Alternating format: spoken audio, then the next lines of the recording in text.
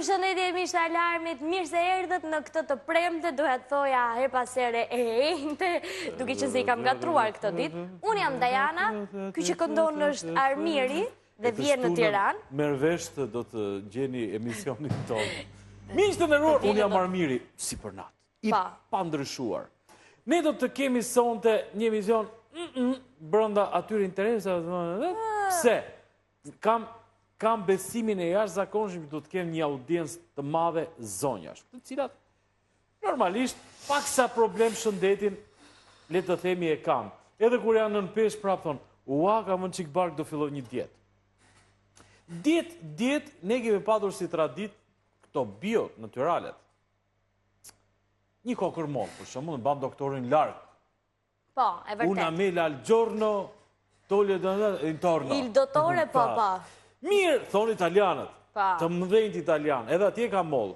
Të mëdhenjt se kanë bërë të ndërtesa këtu të ne. Shumë. I kanë bërë ndërtesat e shtetit shqiptar janë italiane, për shembull. Mirë, po, një miku im në Facebook, të cilin nuk e kam thjesht mik Facebook, e kam mik, pa e kam bërë dhe në Facebook, që quhet Arjan Galdini. Dhe kush do të bëjë një lidhje figurës me zërin, e ka patur sot në mëngjes tek Mëngjes Ekspresi, duke çfryrë të gjitha ato energji pozitive që i duhen një personi që qëndron edhe brenda politikës, po edhe jashtë politikës. Foli, kur hap dhe të shtësho një foto, bashkë me komendin për katë. Në Facebook të gjithë. Në Facebook. Na thot të gjithve. U fol për mollët, për produktet vëndase, po kalben atje të rivorin. Në një market serios shkrueshe, produkt me origjinë shqiptare. Sa mirë. Shumë! Aty që ka për të shkuar? Aty shkuam dhe kishe vajtur Arjanin për ne, dhe kishe fotografuar te kjo stand, moll me stamp maqedonse. Ju do thoni, po mund t'i kemë prodhuar vëllezërit tanë shqiptar të Maqedonisë. Mirë, po si shtet Maqedonia që ca dhe s'di se t'ja vën emrin, se dhe kryeministri jonë për shembull kishte shkruar një ditë Republika ish Jugoslave e Maqedonisë, pavarësisht se shteti shqiptar njeh si Maqedoni. Pavarësisht të gjithave, nëse kokra e mollës vinte nga Maqedonia, produkt shqiptar. Këtë foto me lejen e autorit, pra Arjan Galdinit, unë e mora dhe po e sjell ju ta shihni. Ndiqeni.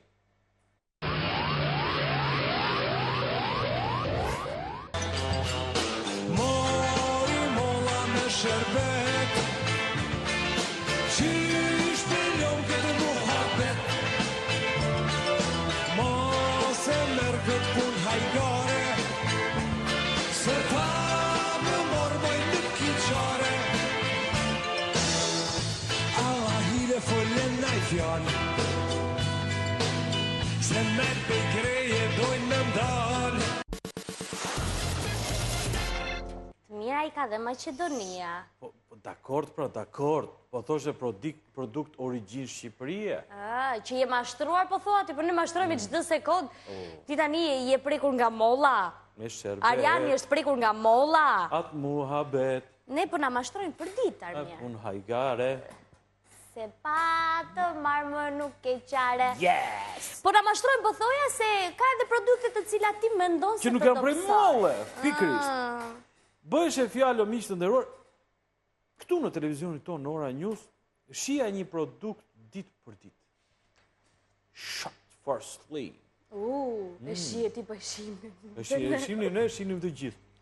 Po këto produkte që kanë shtrire të gjatë në kohë, në hapësirë dhe që kanë shumë llafe, zakonisht nuk i besoj. Në fakt, personalisht, unë nuk pare besoj reklameve. Por zëre se thash. Por, ky produkt që shija këtu shumë i gjatë dhe thoshte, doni të humbisti kështu, merrte një copë dhjam këtu, një copë dhjam këtu, vinte në Tigan, ky shkrinte me këtë produktin, 8 herë më shpejt. Dhe thjesht me aq kulturë sa kemi, nuk është se dhjami jonë për shembull e pi këtu dhe shkon dhe shkrin fillon të rrjedh. Nëse. Dhe pyes një 2-3 njerëz, tash mor ta blej, do të një 2-3 prej tyre realisht më thanë shtuam peshë. Kemi shtuar peshë. Si i bëhet? Ç'produkt është ky duke u interesuar duke pyetur? Spanjoll. Mirë. Sa mirë, se Spanja në Europë. Produkt spanjoll. Marim ne thoshtë aty, zdrazvuj tje kak bashivaje që tje... prap serbisht. Prap të kjo, Jugoslavia alfabet ish. cirilik, nga Spanjë, o ka ndruar Spanja alfabetin? E di qa do thotë ka këto ashtu, nuk të dopsonore, po nga që s'dim Nuk me ta ishte përkthej. produkti kak? Ja, Se a lexon të kak, edhe unë thash, se mos, urdo. nuk e thash këtë, e the Po ti. kështu shkruante, realisht, Nuk të dopson. kak, ishte ja 3 herë kak, i thashum se kak na shesin. Ajo thot nuk mbajnë përgjegjësi për çfarë do të ndodhi ty. Mirë, nese, spanjisht apo kak, ne vajtëm dhe ju interesuam, ta ndjekim.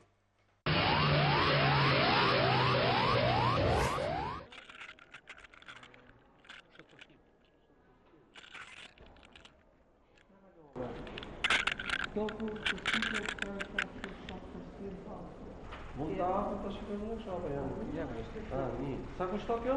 Kjo është 56.000 lekë, 14 shishe. 14.600 lekë. Nga vjen kjo? Nga Spanja. Nga Spanja. Produkti është në 100% bimor, si lëndësh. Ka përbërje ananas, argjenar, lëndë limoni, çaj shi. Futur në të serbisht të më, s'po shoh spanjisht. Ideja është që produkti lëngu përdojt në Spanjë për gjithë Europën. Spanja ka të ekskluzivitet në argjenar. Dhe për çështje paketimi, transportohet në fushit ndaj, paketimi bëhet në serbisht. Ne marrim produktin në shkurtër, dhe të prodhuar. Na kanë thënë se produkti është spanjoll dhe kur kemi parë etiketën ka qenë i prodhuar në Serbi. Më konkretisht, çfarë parashikon ligji për mbrojtjen e konsumatorit për këtë pjesë? Në fakt, jo vetëm ligji për mbrojtjen e konsumatorit, por dhe kodi civil e parashikon. Në çdo rast kur një kompani pretendon për një produkt, një cilësi të caktuar, një dhënë caktuar, ajo mban përgjegjësi për vërtetësinë e saj. Nëse konstatohet që pretendimi i saj në publicitet nuk i përgjigjet realitetit, pra vetë origjinës së produktit në këtë rast, atëherë kjo quhet një mashtrim. E parashikon dhe ligji për mbrojtjen e konsumatorëve, parashikon dhe kodi civil, mashtrimin, dhe pikërisht për këtë arsye kompania mban përgjegjësi.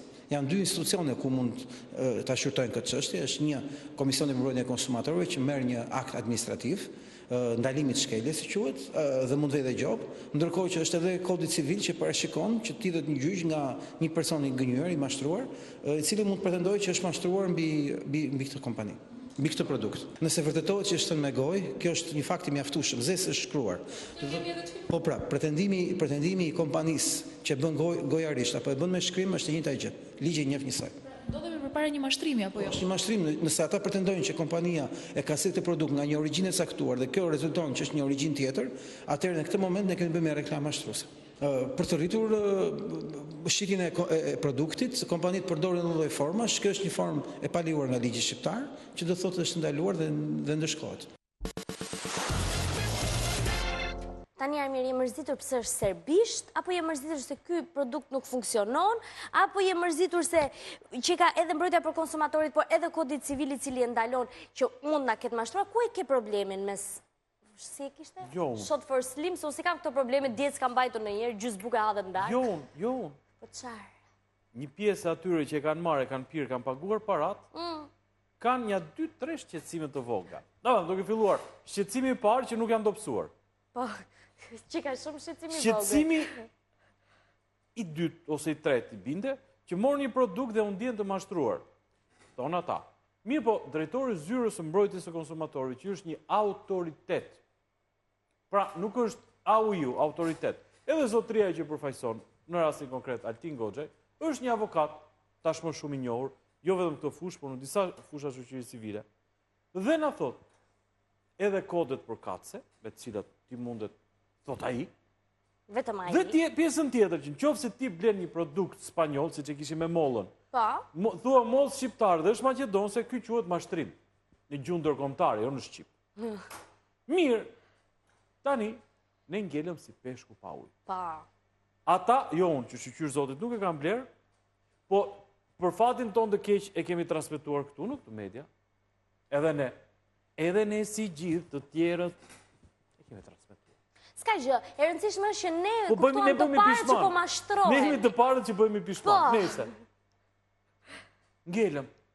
Shtë bëjmë e themi këti... Po, ngelim i herë. Në njerë ngelim. Po, kështu si sepse tema... duhet mendojmë se çfarë duhet bëjmë. është ngelja në fillim. Po, momenti parë është ngelja.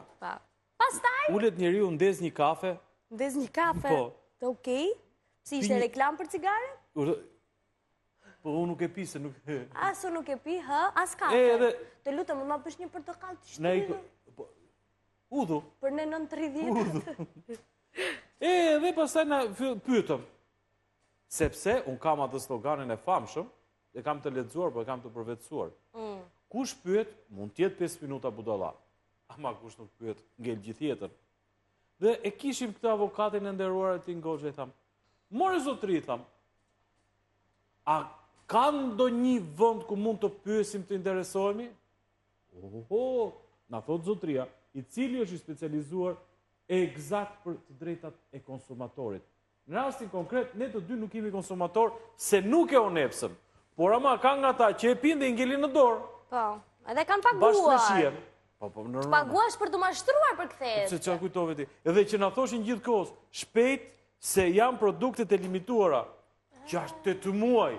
Limitit e dish... E pyetëm, si përfundim mos e zgjasim, Altin Goxhën, drejtorin e Zyrës së Mbrojtjes së Konsumatorit, që na mbron ne, në rastin konkret, dhe na dha këtë shpjegim.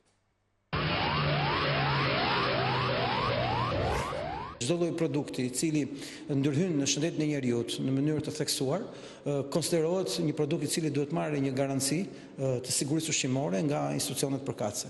Në rastin përkatës duhet ishte detoria e autoritetit ushqimit ose detoria e kontrollit të barnave që duhet prononcoheshin për këtë produkt, kujt i përket dhe çfarë efekti ka realisht në organizëm. Pasi nëse pretendohet që ka këtë efekt, kjo duhet të jetë e vërtetueshme. Nëse nuk është e vërtetueshme, këtë bëjmë prapë me një mashtrim. Nëse kjo krijon dëme në shëndetin e njeriu, atëherë këtu kemi të bëjmë edhe me çështje tjera, që ndalon ligji në mënyrë më të theksuar dhe më të ashpër. Fatkeqësisht në Shqipëri të gjitha produktet që flitet që kanë efekt në dobësim, duhet të kishin certifikimin e mjekut, pasi ndërhyn në shëndet. Çdo gjë që ndërhyn në shëndet për dobësuar, patjetër që është një çështje që ka të bëjë me barnën dhe me fushën e shëndetit. Që thotë ka një ekspert të licencuar nga shteti që quhet mjeku. Konsumatorët do të pyesin mjekun, është apo jo e vërtetë. Unë nuk di që të kemi ndonjë mjek që ka rekomanduar këtë produkt, po di të them me plot gojën që këtu është një rol i munguar i shtetit që të japi garanci konsumatorit produktet që ndërhyn treg. Që ka shumë e thjesht, një certifikat e mjekut, e ka dhënë?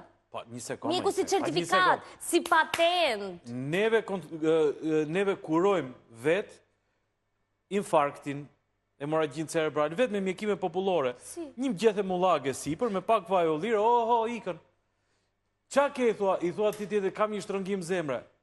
Merë një limon, pak majdanos, 2 thelpi i hudhur, lëre të fermentohen, pinë qik, e di si ta heq apo jo? Tani, e di qa më kujtove një histori shumë e shkurtër me doktorin, kur ishte mami im smur, edhe e qova dhe i të shumë, dëgjo, se më kanë thënë kështu a i duroj.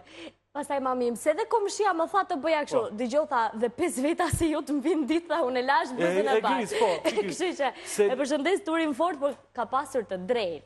Shumë të drejt. Dhe ne, qa kemi ke një dhimbje këtu të fort në kraror, vën leck me uthull ke këmba dhe një tull të nxehtë në barkë dhe ik. E faktikisht ka plot që kështu kanë ikur. Me mjekim popullor.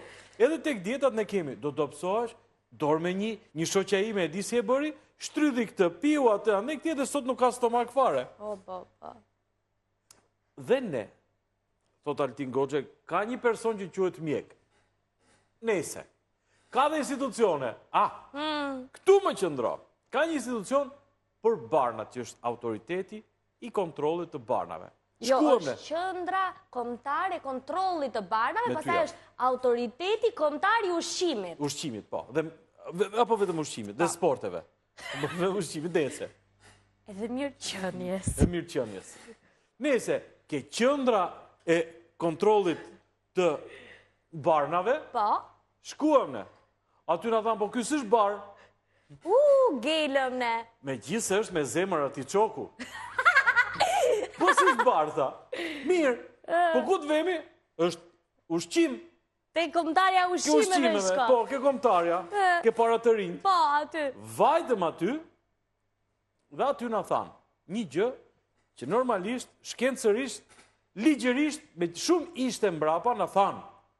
Nuk lejohet me ligj që të thojë dikush hum kaq kile, tretesh kështu, nuk e ka ligji për këto produkte.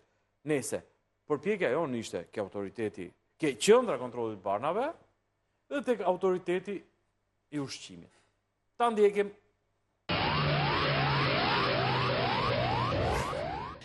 Për të interesuar në lidhje me produktin Shot for Slim, ne kemi ardhur ditën e sotme edhe pranë qendrës kombëtare të kontrollit të barnave në kryeqytet. Kemi realizuar një takim me shefen e sektorit të regjistrimit, e cila na ka thënë se në bazë të rregullores së këtij institucioni, pra rregullores së regjistrimit të barnave, ky klasifikohet në frut suplement dhe nuk ka asnjë detyrim ligjor që si produkt të regjistrohet pranë kësaj qendre. Një informacion më të gjerë për mënyrën se si ky produkt kalon në dogan, me çfarë dokumenta shoqërues apo diçka më shumë, mund të interesohemi pranë autoritetit kombëtar të ushqimit, ku ne do të zhvendosemi tani.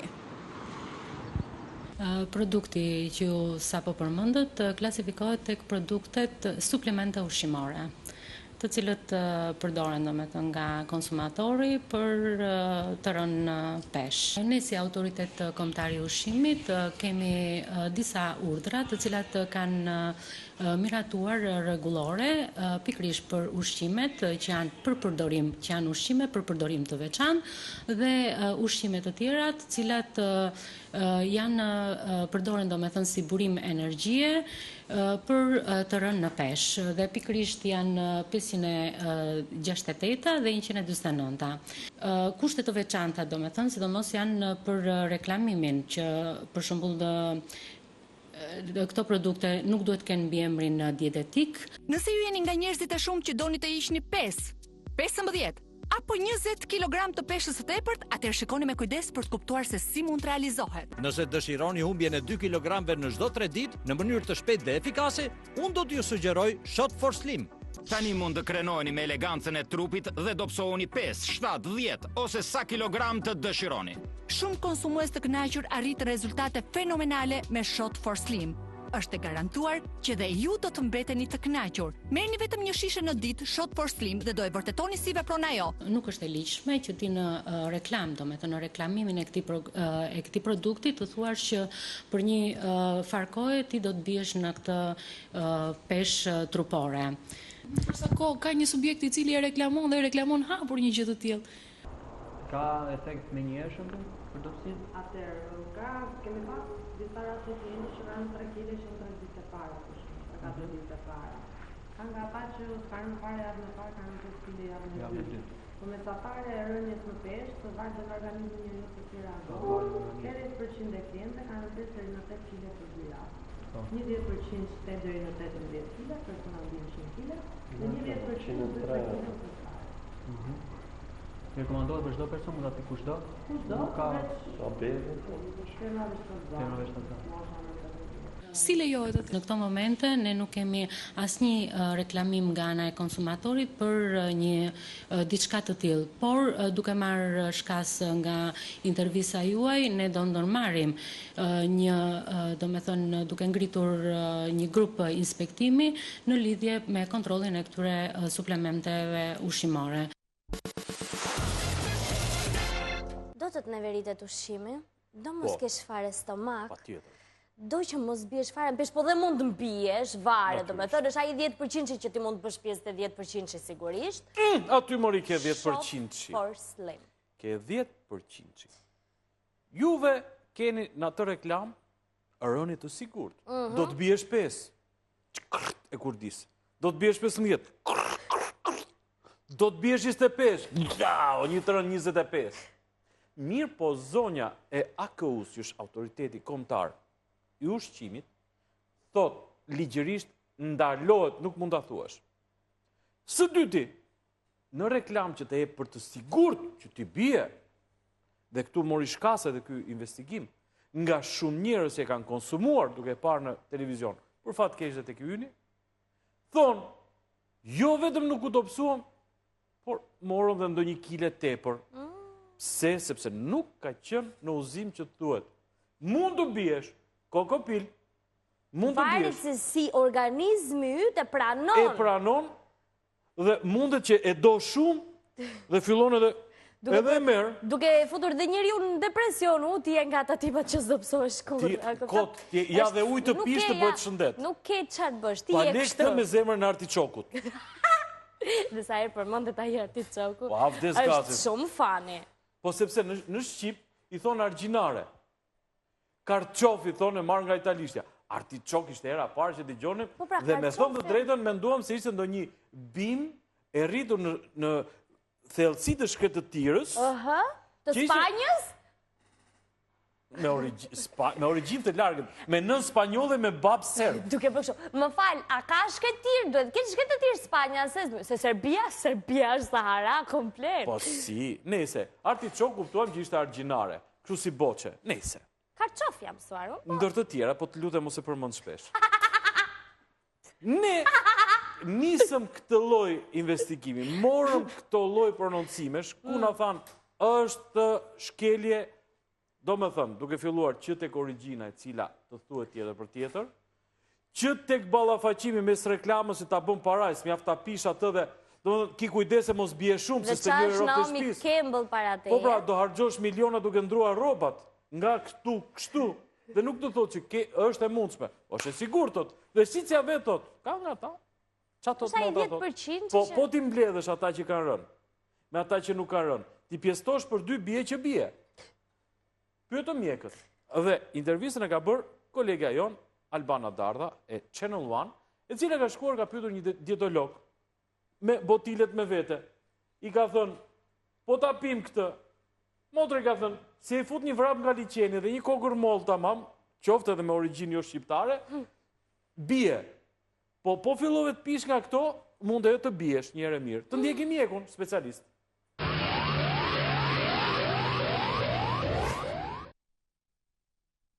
Shumica prej nesh e dim që të humbas të shpesh në mënyrën e duhur me një proces gradual kërkon përkushtimi i gjatë ndaj shëndetit, por shumë nga ne nuk e kanë durimin dhe si rezultat disa njerëz kryejnë lloj-lloj veprimesh për të dobësuar shumë shpejt, gjë që shkakton shumë rrezik. Dëshira dhe presioni për të humbur peshë për shumë femra është aq e madhe se ato janë të gatshme të kompromentojnë shëndetin e tyre gjatë këtij procesi, duke përdorur lloje të ndryshme produktesh, të cilët ofrojnë një humbje peshe në një kohë fare të shkurtër. Por sa të dëmshëm dhe të rrezikshëm janë këto preparat për organizmin ton. Dietologu Dashamir Gjergji shprehet për Channel One se këta preparat, të cilët mendohet se bëjnë shkrirjen e shtresave dhjamore, në fakt nuk bëjnë gjë tjetër veç humbjes së muskujve, e cila është shumë e rrezikshme për organizmin. Nëse një individ ka marrë peshë për një periudhë të caktuar kohe, është e pamundur që këtë peshë në cilën do formë që tentojë ta bëjë, është e pamundur që të eliminojë këtë peshë në një periudhë të shkurtër kohë. Që do të thotë, edhe nëse kjo arrihet me shumë pasojë, por që kemi një rrezik që mund të shkojmë deri në anoreksi mendore, prandaj ne nuk e sugjerojmë në një farmace që kjo aq më keq që sot është bërë trend, është bërë mod. Dhe nga pikpamja mjekësore do kishte qenë shumë herë më mirë që njerëzit përpara sa të mendojnë që të shpenzojnë pak para apo shumë para. Ka shumë produkte komerciale që në pamjet parë pretendohet që janë me origjinë bimore. Dietologu Gjergji shprehet se ky lloj preparati në mënyrë më absolute nuk duhet përdorur tek fëmijët, pasi organizmi i fëmijës është në rritje dhe këto produkte nuk do të shkaktonin gjë tjetër veç moszhvillimit dhe shkatrimit të organizmit tek fëmijët. Nga pikpamja mjekësore, unë jam kundër përdorimit të këtyre produkteve dhe të rriturit. Jo më të fëmijët që normalisht është një individ i parritur mirë, i pazhvilluar mirë, ndaj në vend që ta stimulojmë nga pikpamja natyrale me produkte natyrale, me një aktivitet fizik dhe më të përshtatshëm për moshën e tij, me lojra në natyrë, edhe gjithçka të tillë, unë mendoj që nuk do kishte qenë mirë që ky organizëm i pazhvilluar mirë, i parritur mirë, të futet në, si ta them, në një lloj stresi me substanca të caktuara që merren nga jashtë, që kanë tendencë për të ulur peshën. Me një fjalë, edhe në qoftë se ju intrigon artiçoku, merrni bëni supë ose bëni gjellë ose sallatë. Po, sallatë është shumë e mirë. Ananasi, limoni, janë të gjalla, i ka bërë Perëndia të gjalla për t'i ngrënë në robi ashtu siç janë, dhe nëse kanë efekt, edhe si thaj, por tha që mos kesh mita ma, mbaj dhe një mace, i fusni dhe një vrap ose eci në këmbë, se po vjen dhe dita normalisht, benzina këtu, furgona s'ka, ashtu, dhe s'keni ku shkoni do të opsoni vetvetiu. Ndërkohë që për këto produktet, me kujdes, me terezi, edhe po ja u deshi shpirti, edhe po ashtu lexojini mirë, pyesni, e kështu me radhë. Nëse ne për hir të profesionit, na duhet shkojmë dhe tek pala tjetër. Po ju lutem, 2 makinat alarmit shkuan tek dera e kompanisë. Po pse 2?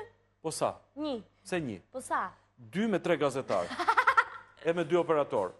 Për të pyetur, na thanë, na prisni 1 orë, na prisni 2 orë, pastaj thanë, e di si është puna? Shefi tha ndodhet Maqedoni, se prej ande vjen edhe bashkë me produktet, ta? Kur të vi? Ne i thamë, kur të vi?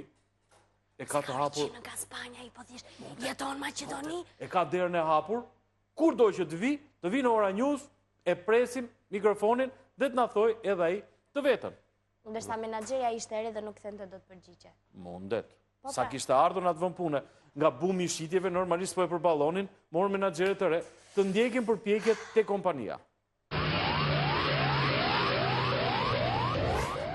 Miqtë e emisionit Alarm, ne kemi ardhur edhe pranë pikës, e cila bën le të themi tregtimin e produktit Shot for Slim në kryeqytet për të interesuar në lidhje me të gjitha shqetësimet e mbërritura në alarm dhe të gjitha problemet e dala në lidhje me këtë produkt.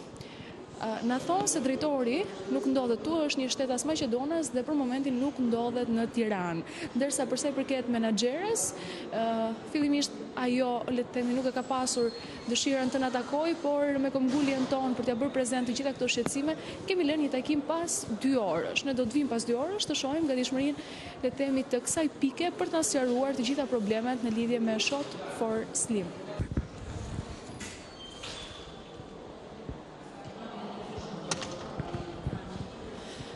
Miqtë e emisionit Alarm, ne qëndruam në pritje sikurse na u premtua në fillim se do të merrnim një takim me menaxheren e këtij dyqani, por më pas gjithçka u anullua pasi kjo zonjë është e re në detyrën e saj dhe nuk është e aftë i përgjigjet pyetjeve tona, pra shqetësimeve të ngritura në emisionin Alarm.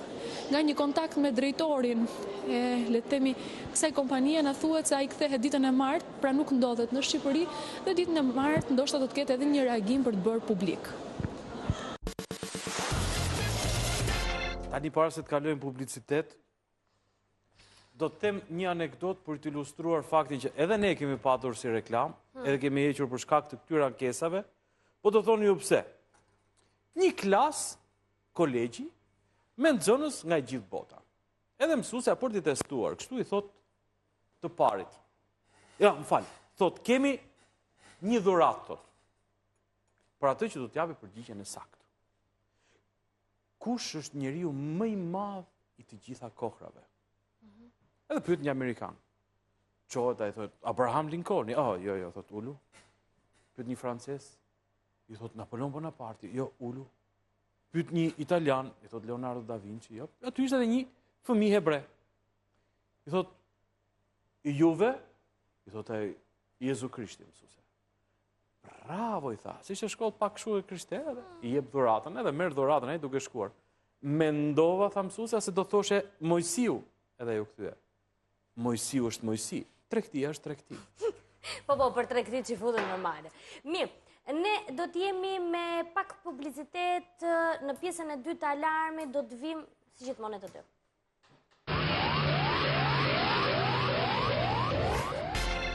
Rikthehemi sërish të dashur miq, tani jemi larguar pak nga artiçoka. Shumë. Se kemi të tjera gjëra që janë prapë të thella si e para. Shumë. Unë jam grupi Gjakut Zero Negativ, me qira fjala. Marr vetëm nga Zero Negativi, i jap të gjithëve. Tani çfarë duhet bëj unë për dhuruar gjak? E marrim një shiring të trash, mua mos i gjaku për veten time. Nëse bëhen reklama, propaganda, fushata për dhurimin e gjakut. Personalisht jam shumë pro, sepse shpëtohet jetë njeriu. Kot me një qesë gjakut, në momentin e caktuar shpëtohet jeta njeriu dhe normalisht kush ta ketë mundësinë, mirë është ta jap. Dikur, me që më pyeti kolegja, po kolegja është gjenerata tjetër i përket këtij brezi.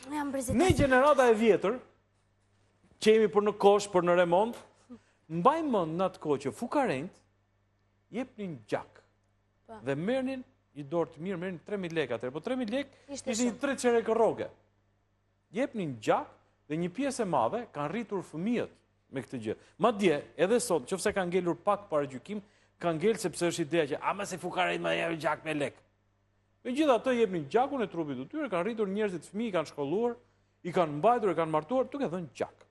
Erdhi puna u tha që jo lek, tha. Jo lek, gjaku duhet dhuruar. Mirë. Dhe promovohet kjo, t'jepet gjak të dhurohet pa para. Po. Shumë mirë. Shumë mirë deri këtu. Sot, te kolegja shumë nderuar Eva Idrizllarit, tek Mëngjes Ekspres, teksa fliste për këtë çështje, del një zotëri në telefon. dhe nuk ishte një zotëri do si do, por rastisht ne ishte kryetari shoqatës udhëruesve të gjakut, i cili bërë një goxha akuzë të denoncim, që normalisht me nuatin e gazetarit kolegja tha, jo këtu, kalojni këtej, ta ndjekim. A i zotëria që ke aty në krah, duhet të diskutojnë çik VKM e datës 29/7/2009, me vendim numër 824. Djali që unë kam në studio është kryetari i forumit studentor të mjekësisë Gentian Aslanaj, i cili po tregon për një traditë që këta si fakultet kanë në dhurimin e gjakut. Pra 2 herë në vit, studentët organizohen dhe dhurojnë gjak. Ndërsa unë jam kryetari i dhuruesve të gjakut, që është 15.000 dhurues të gjakut shkallë vëmbe. Si quheni ju lutem? Unë quhem Skënder Ekuri. Po, falenderoj për prezantimin. Dhe ai zotëria duhet të shpjegojë që dhuruesit e rregullt të gjakut kanë mbuluar të gjithë sistemin e shërbimit spitalor në vend. Kjo VKM është të thuhet shqip, të vjedhësh me VKM, sepse këta nuk ju bëjnë të qartë dhuruesve vullnetar të gjakut që për llogaritë të tyre këta që sensibilizojnë ose ndryshe që ne i quajmë seksera, përfitojnë 17.000 lekë për person. Po kush janë këta që përfitojnë, të lutem? Zonja që foli pak më parë me... Aha, pra ju thoni që përfituesit në këtë rast, pra janë, si themi, drejtuesit e kryqit kuq shqiptar. Bravo të qoftë.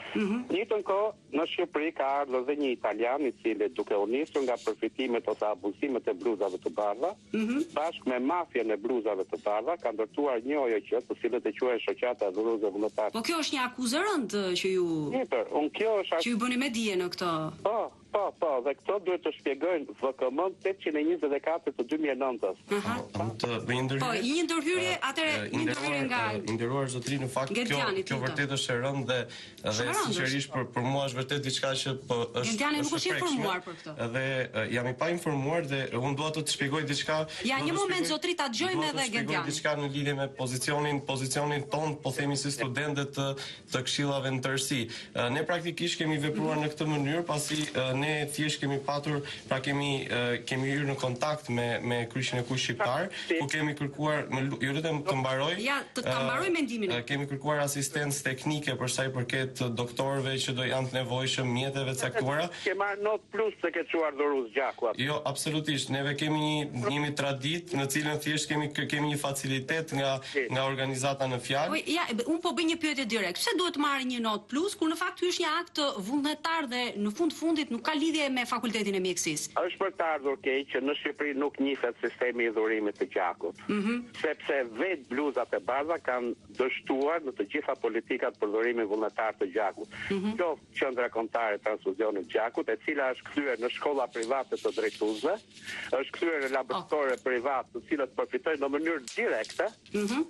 Dhe dhuruesve të rregullt të gjakut nuk ju jepet ajo 1 litër lëng që ata duhet të pretendojnë që mbas çdo dhurimi duhet të trajtohen me Unë e kuptoj problemin që ju, këtë lloj shqetësimi që ju, shqetësim personal që ju e drejtoni pikërisht në këtë emision, në emisionin Mëngjes Express.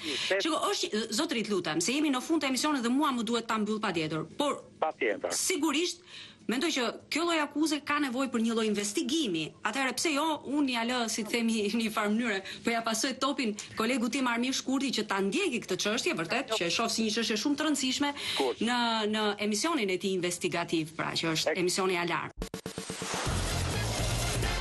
Topin e këti mbaje tani. Një ta marrë topin që në pikë të mëngjesit, ne? Dhe vrap, duke falenderuar kolegen dhe miken Eva Idrizglari, një të shkuar aty ku ishin institucionet cilat duhet merreshin me këtë gjë. Tek qendra dhurimit gjakut edhe në ministri. Dhe çfarë ndodh, miq nderuar? Se nëse e shihni që ky emision ka filluar të marrë të tatë pjetën, ka ndodhur se vetë drejtori i këtij emisioni është infektuar nga gjithë drejtorët e tjerë. Se kudo që shkojmë thon drejtori s'është ka dalë. Edhe un kam filluar të them, po un pse mos dal? Drejtori jam. Dhe normalisht kam filluar dhe un të dal. O të dalësh. Os dalim. Vajtëm, i gjetëm të dalë drejtorët, me gjitha të, ja u lam pyetjet. Dhe cili është problemi? Zotëria që foli, të cilin unë e njoh prej 20 vjetësh për shkak të kësaj pune.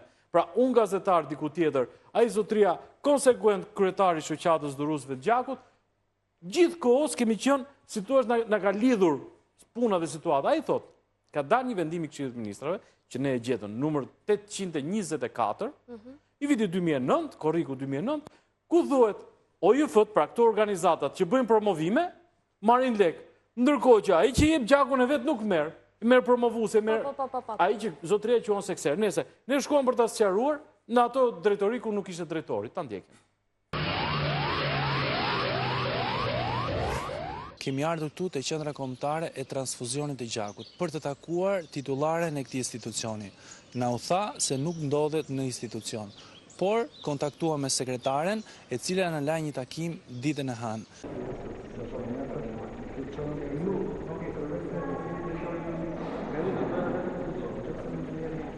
Numrin, e sa përdojnë që janë në pasë për 2013.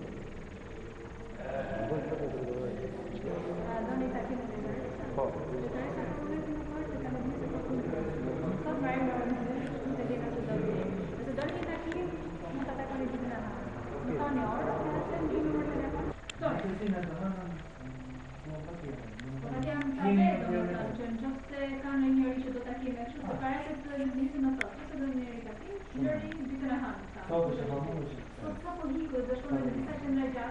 Do kontaktojmë me drejtoreshën dhe do t'i drejtojmë 2 pyetje në lidhje me numrin e dhuruesve të gjakut në vitin 2013 dhe do diskutojmë në lidhje me një vendim të Këshillit të Ministrave me numër 824 të datës 29/7/2009. Kemi ardhur këtu tek Ministria e Shëndetësisë për të komunikuar me zonjën Vjolca Dura, specialiste transfuzionit të gjakut të kjo ministri, por ishte pamundur, na u tha se më përpara duhet komunikojmë me zëdhënësin përshtyp të kësaj ministrie dhe më pas mund kemi një intervistë nga zonja Vjolca Dura. Provuam pak më përpara, ti telefononim zëdhënësit përshtyp, por nuk patëm pra një përgjigje. Më pas i kemi dërguar edhe një mesazh i cili është ky. Përshëndetje, jam Olsian Laskaj, gazetar i Euronewsit, emisioni Alarm. Nëse është e mundur, duam një intervistë nga zonja Vjolca Dura për të diskutuar rreth vendimit të Këshillit të Ministrave numër 824 të datës 29/7/2009. Presim një përgjigje nga ju. Faleminderit. Vjen e hëna, urdhë.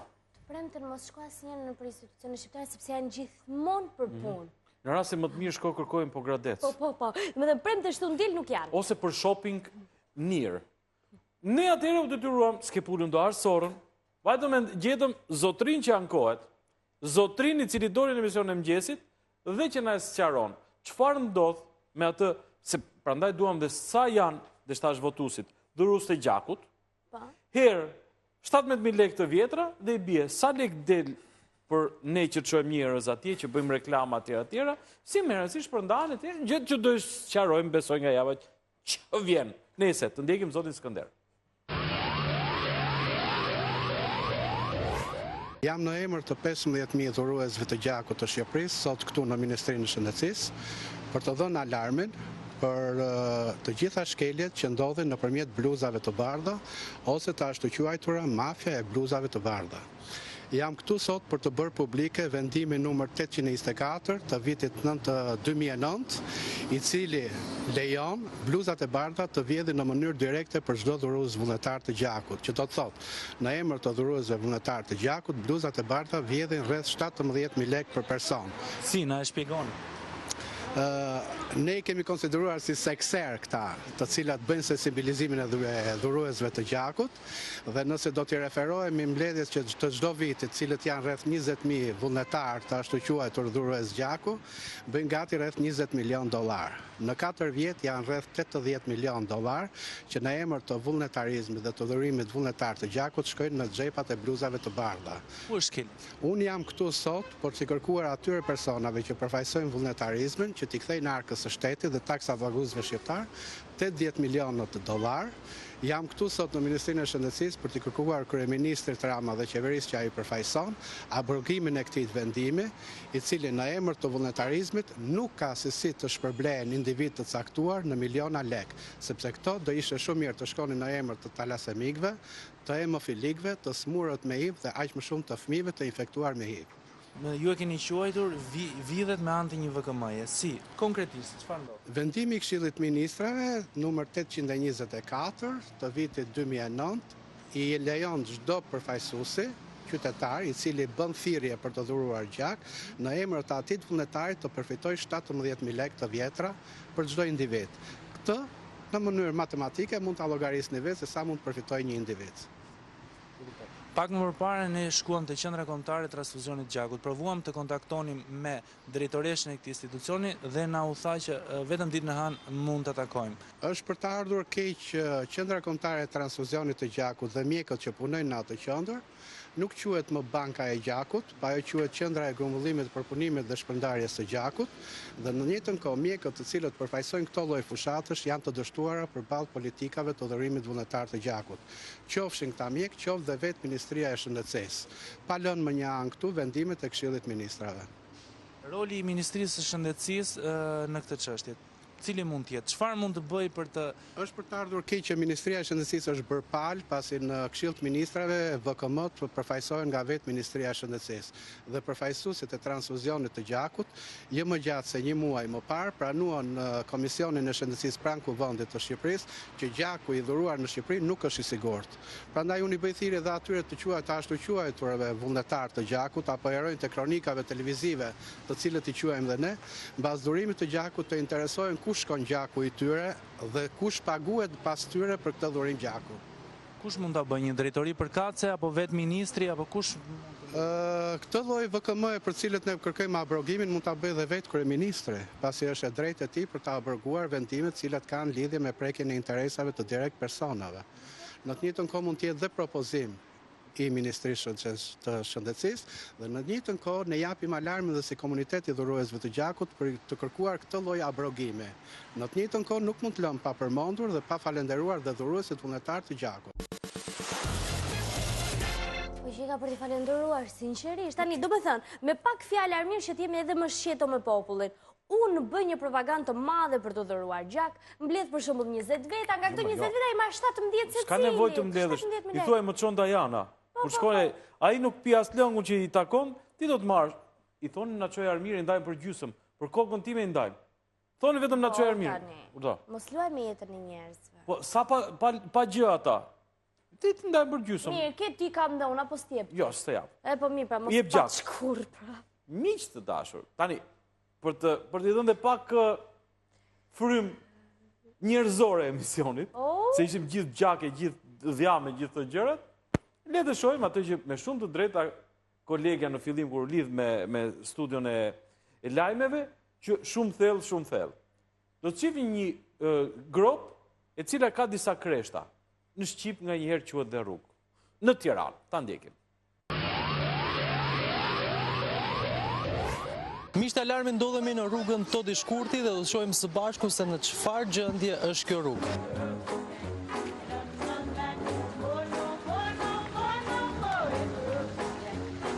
Katastrofale, do më thënë gropa gjitha ne, dhe mos lagja jonë këtë lartë, gjitha është me gropa, nuk kalohet. Pre sa kohësh është rregulluar në një kjo rrugë? S'maj mendu këtu ja 3 vjet. Që kemi ardhur jo? Që kemi ardhur nuk është rregulluar, në këtë gjendje ka qenë. Ska, kështu ka qenë gjithmonë dhe në këtë gjendje gjithmonë. Mund të mbahen mend periudha shumë të shkurtra që ka qenë në gjendje më të mirë. Jeni ankuar si lagj? Jo, si jemi ankuar, kemi shpresuar se nga që kemi pas edhe. Faleminderit. Këtu asgjë s'bëhet.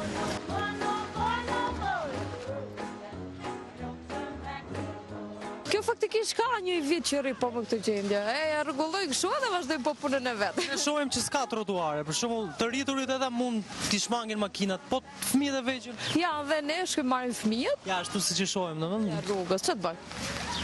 Është problem. Është problem shumë.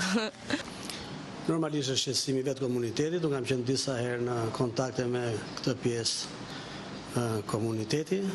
Ata janë realisht shumë shqetësuar dhe gjendja është alarmante, mbasi kalimi në atë rrugë, këto dy Shkurti, me gjithë rrugët dyqësore që janë, domethënë nuk kalohet me mjet tashmë, në një kohë që aty është një prurje madhe njerëzish, mbasi shkolla Mjalgameno dhe Osman Myderisi, ku fëmijët dhe prindrit kalojnë në mënyrë të vazhdueshme, ku është një rrezikshmëri për jetën e fëmijëve në radh parë, pastaj për komunitetin për të kaluar. Duhet një ndërhyrje e thellë nga Bashkia e Madhe, mbasi vetë ne nuk kemi kompetencë ndërhym në këto akse. Absolutisht dhe fondet e duar nuk e kemi, por do them diçka që për vitin 2013 ishim parashikuar në projekt buxhetin e 2012-2013 restaurimi i shumë rrugëve, siç është Petronini, Gamos Pashko e shumë rrugë tjera, të cilat janë rrugë, si mund të themi, dhe bulevardet e kësaj njësie, por është lënë në harres rrugë dytësore, të cilat po janë kaq të rëndësishme për komunitetin e kësaj njësie. Është bërë projekti i këtyre bloqeve, edhe për rrugën që ju keni, domethënë që keni shqetësimin. Tenderimi është bërë, presim që të filloj puna për restaurimin e këtij aksi kaq të rëndësishëm. Për buxhetin e 2014-s, nga Bashkia e Madhe nuk është planifikuar për restaurim absolutisht asnjë rrugë në këtë njësi. Unë nëpërmjet duke i falenderuar dhe emisionin Alarm, i drejtojmë dhe kryetarit bashkisë, drejtorive përkatëse, të vendorën në këtë njësi, mbasi është një njësi shumë problematike, ku është një zonë shumë e madhe, ku ka një popullsi për 100.000 banorësh, kështu që me akse shumë të dëmtuara, kryesisht do të na vi keq tamam për këta fëmijë, të cilët shkojnë 2 shkolla shumë të rëndësishme, me një numër rreth 3.000 nxënësish, të ecin të lagë fëmijët nga këmbët dhe të bëjnë 5-6 orë mësim. Që megjithatë urojmë të rregullohet. Ne do të lidhemi më një herë me studion e Ora Ekonomi, ku na pret Besarti. Përshëndetje Besart me syze sot. Ke filluar të vësh syze në fakt që kur të kam thënë unë, megjithatë, përshëndetje. Përshëndetje Diana. Atë sot do të flasim për konkurrëshmërinë e ekonomisë shqiptare, pasi një ndër mënyrat për të zhvilluar ekonominë dhe për dalë nga kriza është eksportimi jashtë vendit. Dhe faktikisht dje ministri i ekonomisë zoti Ametas ka prezantuar strategjinë e biznesit dhe investimit nga viti 2014 deri në vitin 2020 dhe ideja është që pak a shumë do japi një formë ekonomisë shqiptare për vitet e ardhshme dhe për rritur punësimin me 35% për 6 vjet. Të ftuar kemi zotin Enea Janko nga Tirana Business University dhe zotin Ardian Haçkaj nga websajti tashmë mjaft i mirë Shteti Web. Me të dy të ftuar do diskutojmë dhe disa prej politikave ekonomike të tjera që kanë marrë qeveria këto 2 javët e fundit. Faleminderit Besart, përshëndesim. Të dashur miq, kemi mbërritur edhe ne në fund të emisionit Alarm për efekt kohe. Të gjitha koordinatat e keni pasur të fishuar her pas here në ekran. Është mënyra me mesazh për të ardhur këtu edhe nëpërmjet emailit. Ritransmetimin e kësaj puntate nesër në Channel One në orën 25 minuta, po nesër për të shtunën e fashme këtu në Alarm në orën 21 në Ora News. Kalofshi mirë. Natë mirë.